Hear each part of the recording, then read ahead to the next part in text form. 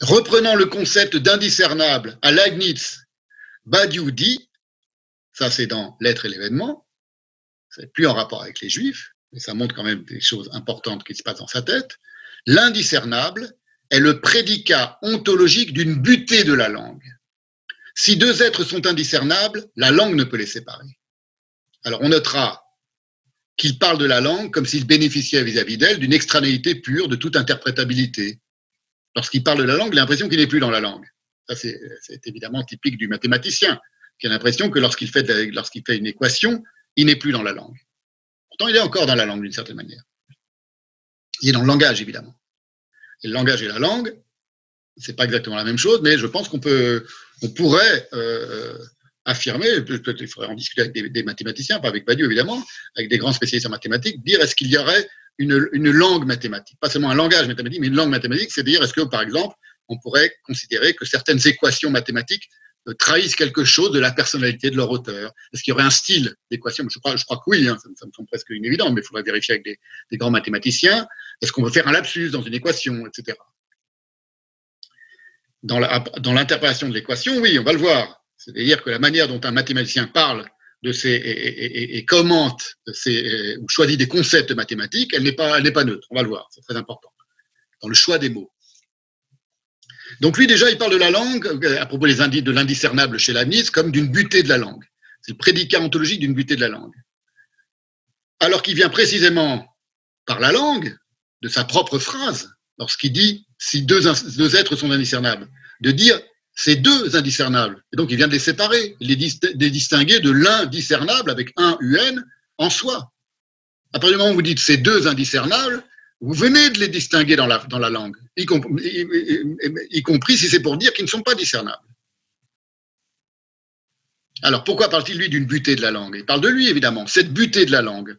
Par quoi s'ampute un nom de ce qu'il a de propre? Badiou va la qualifier de soustraction de toute présence. Tout ça dans L'être et l'événement. Dont il ne cache en rien qu'il désire la substituer, cette soustraction de toute présence, c'est un de ses concepts, à ce qu'il va qualifier de thèse ou de doctrine du retrait et du dévoilement. C'est ni une thèse ni une doctrine de l'être, le dévoilement, le retrait de l'être chez Heidegger. Donc il est obnubilé aussi par Heidegger. C'est de là, d'une certaine manière, que lui vient sa question, sa substitution au mot du mot prédicat. Il le dit lui-même, tout ça dans L'être et l'événement, qui précède de quelques années l'apparition de ces textes délirants sur le mot juif et sur le prédicat juif. Il parle de substituer le manque à la présence, la soustraction à la proposition. Donc il se construit sa pensée et son grand ouvrage d'ontologie en miroir vis-à-vis de Heidegger. Je l'ai dit, hein, mais je reviens pour montrer que en permanence, ça traverse tout son propos. Et que va-t-il opposer, Badiou, au nom propre du Dieu un, puisque le Dieu des Juifs, comme vous le savez, il porte un nom, il en a même plusieurs, et un de ses surnoms, c'est même le nom. Voilà. Il appelle ça, lui, ce qu'il oppose, le multiple générique. Et c'est quoi le multiple générique? Là, c'est plus dans son texte sur les Juifs, c'est dans L'être et l'événement. Le multiple générique, chez Badiou, c'est l'innommable. Voilà ce qu'il écrit. La nomination licite est impossible. Si vous pouvez nommer le multiple, c'est que vous le discernez selon ses éléments. Et le propre du multiple, c'est qu'il est indiscernable. Alors, maintenant, je reviens à ses propos sur le mot juif, parce que c'est pour vous montrer qu'il y a des racines dans ses élucubrations mathématiques et philosophico-mathématiques à la manière dont il va délirer sur le mot juif. Un autre extrait d'une autre interview, de la même d'ailleurs, 2009, sur France Culture, où là, il parle du mot juif.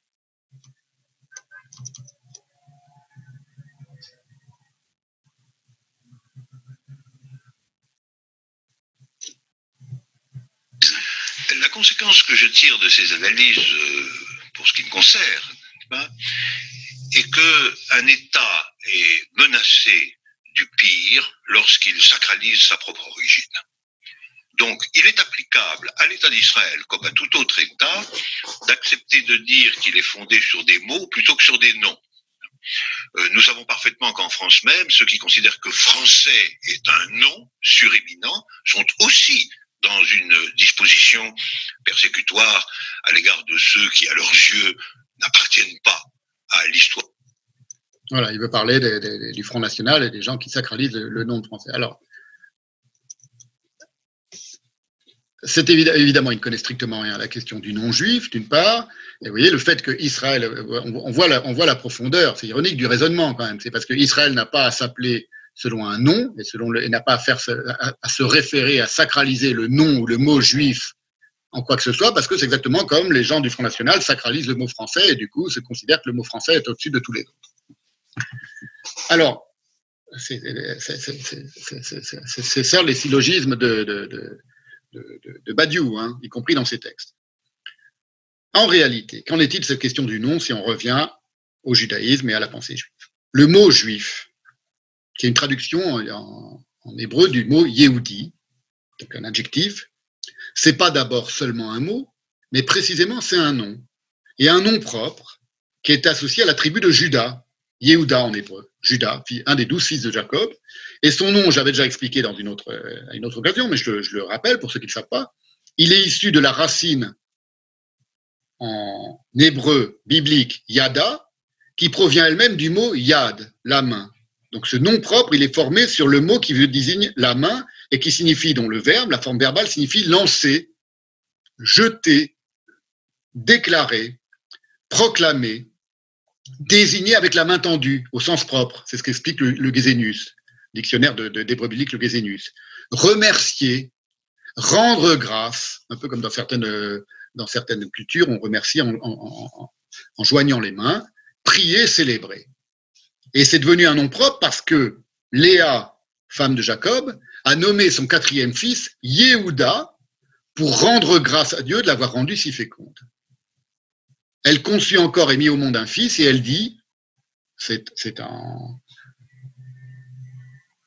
Genèse 29-35, pour le coup, je rends grâce à l'Éternel, avec le mot Yada, donc le mot qui a donné Yehuda. C'est pourquoi, dit la Bible, elle le nomma Juda. Alors elle cessa d'enfanter. C'était son dernier enfant. Donc le nom juif entre guillemets, il est à la source un verbe substantivé. Et on va voir que tout ça est très important parce que j'y reviendrai lorsqu'on se penchera sur la grammaire hébraïque, l'abrégé de grammaire hébraïque de Spinoza, parce que cette question de la nomination et de la verbalisation, elles sont essentielles dans la manière dont on envisage tout le peuple juif, mais d'abord la langue du peuple juif dans la Bible, à savoir l'hébreu biblique.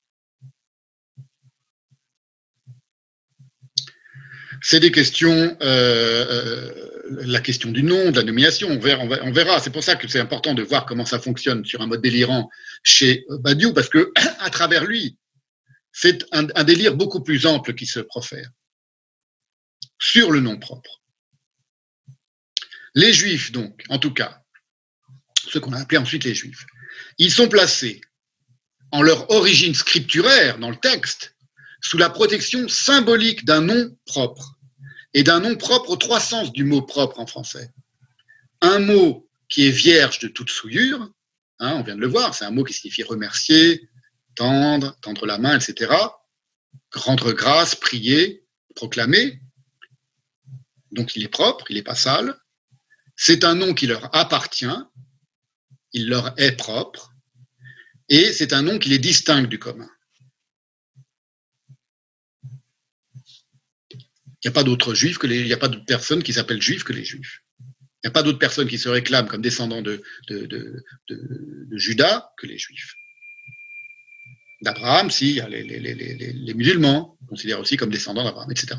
Donc ça, c'est une première singularité de ce mot, que par exemple ne partage pas du tout ni le mot chrétien, parce que le mot chrétien, il vient du mot Christ, qui est une traduction du mot Meshiach en hébreu, mais en grec, le Christ, c'est, qui veut dire la même chose, loin, celui qui est loin, qui a subi l'onction.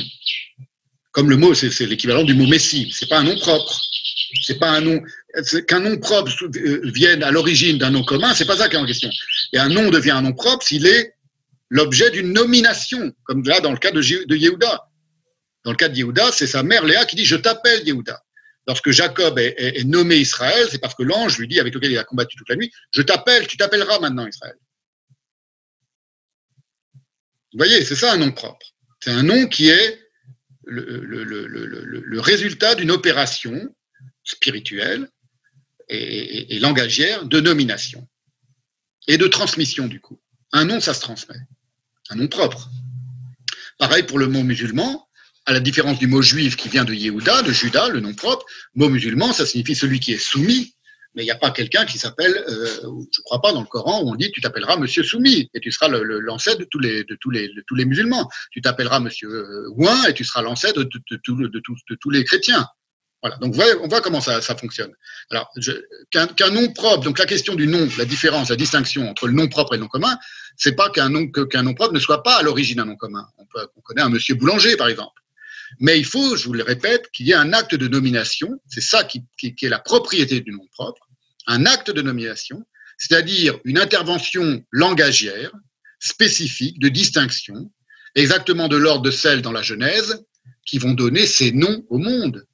Parce que qu'est-ce qui se passe dans les tout premiers versets du chapitre 1 de la Genèse, les tout premiers vers des versets de la Genèse, c'est que Dieu nomme le monde.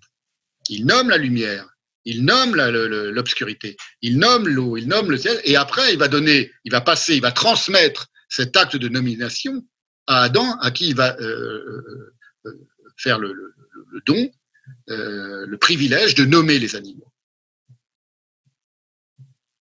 Vous voyez, donc c'est vraiment des choses qui sont très profondes et qui sont pensées très profondément dans la pensée juive, alors que pour un Badiou, le nom propre ne rime littéralement à rien. Il a un problème avec le nom propre et ça apparaît dès l'être et l'événement, qui apparemment n'a rien à voir avec la question juive. Voilà comment il l'explique. Le nom propre de l'être, qu'est le vide est le nom propre de l'être, selon lui, est inhumain et asubjectif. C'est un concept de l'ontologie, écrit-il, dans l'être et l'événement.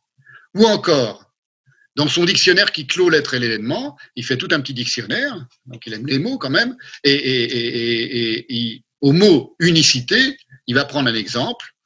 Donc, unicité, c'est ce qui va s'opposer au multiple générique, enfin ce qui va se distinguer du multiple générique. Voilà ce qu'écrit Badiou dans l'être et l'événement, donc bien avant de s'exprimer sur les Juifs.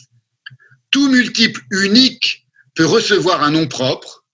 Tout multiple unique peut recevoir un nom propre, comme Allah, Yahvé, Phi, concept mathématique, ou oméga 0, c'est-à-dire le premier cardinal de infini en mathématiques. C'est écrit oméga avec un petit 0 en indice.